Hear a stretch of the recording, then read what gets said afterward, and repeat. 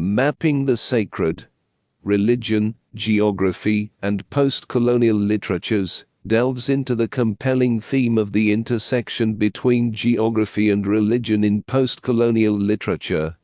However, the reviewer expresses reservations about the ambitious scope of the collection, which encompasses a wide range of writings from diverse cultural and political contexts, including the poetry of New Zealand's one.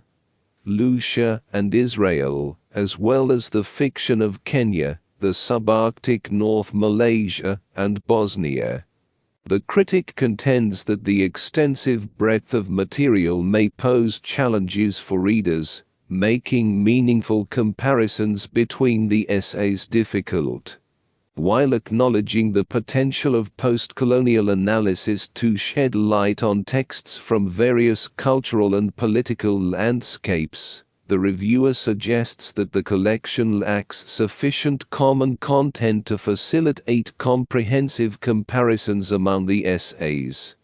Additionally, the absence of substantial cross-commentary among contributors prevents the establishment of a thought-provoking and sustained critical conversation.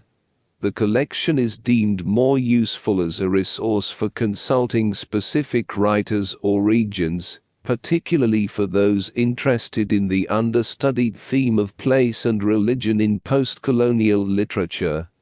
The editor, Jamie S. Scott, introduces Mercy Reilly's concept of sacred space as the organizational principle that weaves together the literary, religious, and geographical dimensions in the collection.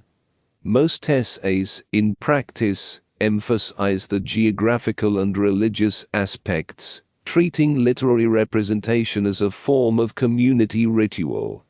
Scott provides a brief overview of the interdisciplinary fields converging in this exploration, touching on studies of religion and literature and cultural geography of religion. The editor contends that reading postcolonial literature through these theoretical perspectives allows for a clearer understanding of the contingency of our own sacred spaces. The initial segment of the book, titled Land, Religion, and Literature After Britain, organizes 16 essays into familiar regional categories.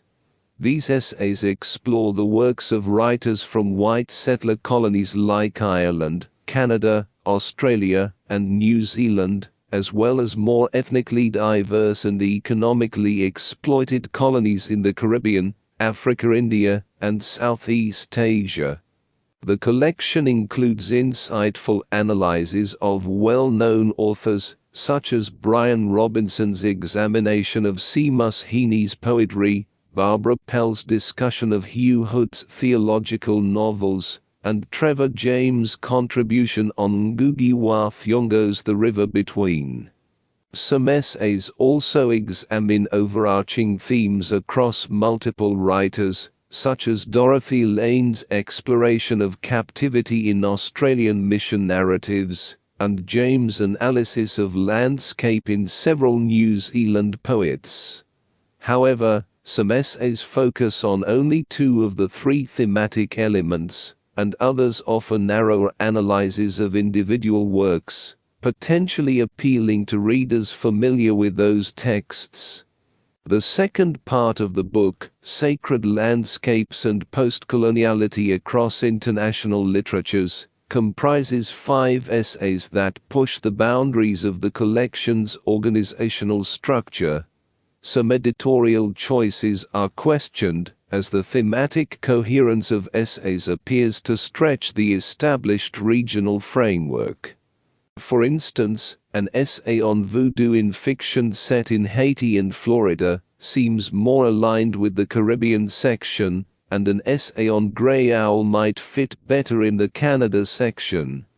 The remaining essays on Israeli Chava Pinchas Cohen's poetry, Bosnian Mac Dizda's Stone Sleeper, and contemporary fiction about the subarctic North, are loosely related, with their connection seemingly based on proximity, rather than a clear thematic thread. In the afterword, postcolonial critic Gareth Griffiths acknowledges the risk of losing focus by broadening the discussion to encompass a wide range of texts. However, he defends the collection's approach, stating that addressing various issues at the intersections of postcolonialism, geography, and the sacred is necessary for exposing and scrutinizing deep-seated assumptions. While recognizing the virtue of self-awareness as a goal in discussions about literature, religion, and geography, the reviewer suggests that achieving this goal requires more common material to sustain meaningful conversations. The essays in Mapping the Sacred initiate numerous conversations, creating a dynamic cacophony akin to a bustling city street, rather than the structured argument of a lecture hall. The recommendation is to approach these conversations through the filter of the table of contents or the index, rather than attempting to navigate the entire volume cover to cover.